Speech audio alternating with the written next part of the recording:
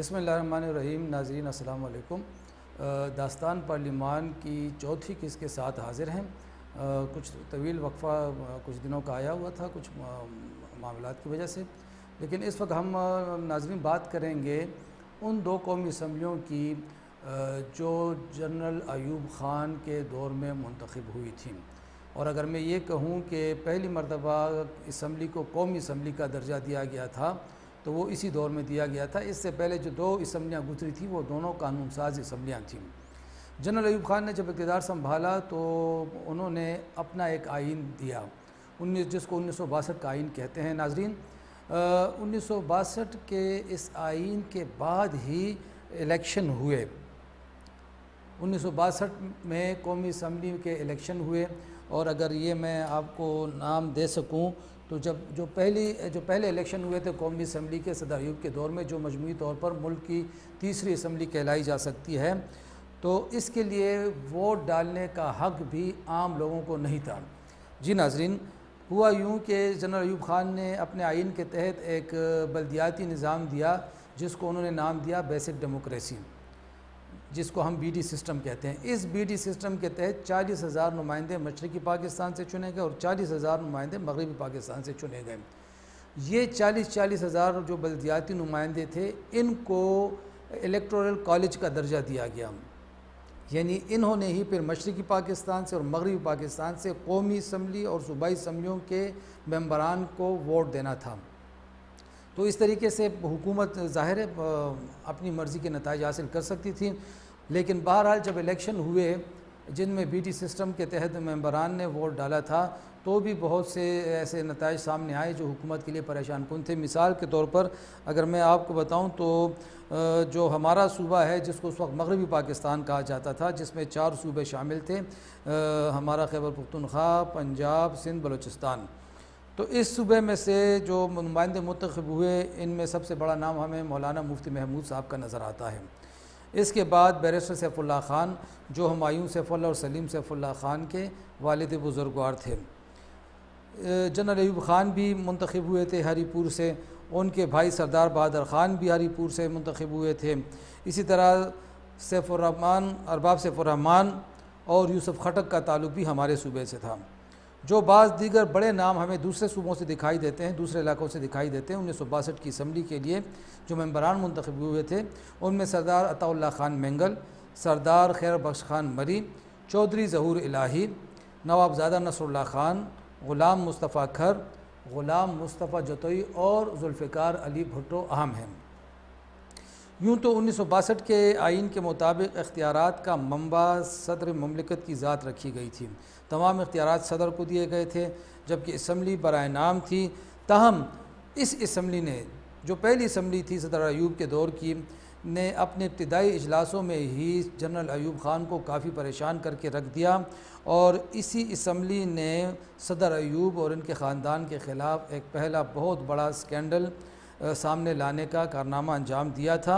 और इसके नतीजे में उस वक्त के स्पीकर को अपने मनसब से हाथ धोने पड़े थे, क्योंकि उन्होंने इस मामले पर बात करने की इजाज़त दी थी।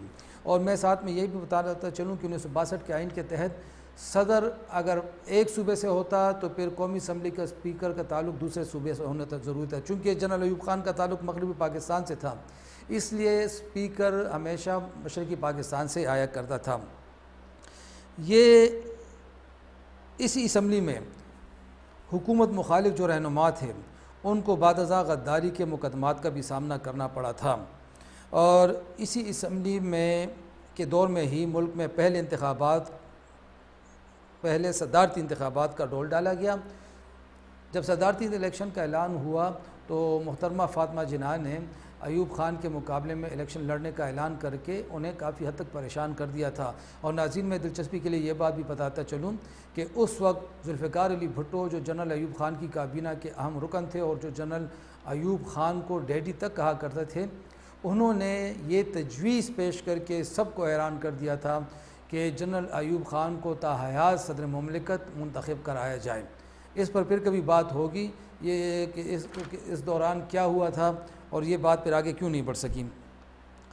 नाज़रीन, ये असम्बली जो थी ये बवजूद अपनी मुद्दत पूरी नहीं कर सकी और जब सदारती इलेक्शन में अयूब खान ने फतह हासिल की तो 1965 में कौमी असम्बली के लिए एक बार फिर इलेक्शन कराए गए। इन इंतखाबात के नताइज भी काफ़ी दिलचस्प दिखाई देते हैं। हमारे सूबे से पेशावर से फ़िदा मोहम्मद ख़ान, मर्दान से अब्दुल गफ़ूर ख़ान होती, हज़ारे से गोहर अयूब ख़ान और जनरल अयूब ख़ान मुंतखब हुए थे। हैरत अंगेज़ तौर पे मौलाना मुफ्ती महमूद डेर इस्माइल ख़ान से हार गए थे, जबकि मौलाना ग़ुलाम गौस हज़ारवी जैसी बड़ी शख्सियत जनरल अयूब ख़ान से इलेक्शन हार गई थी।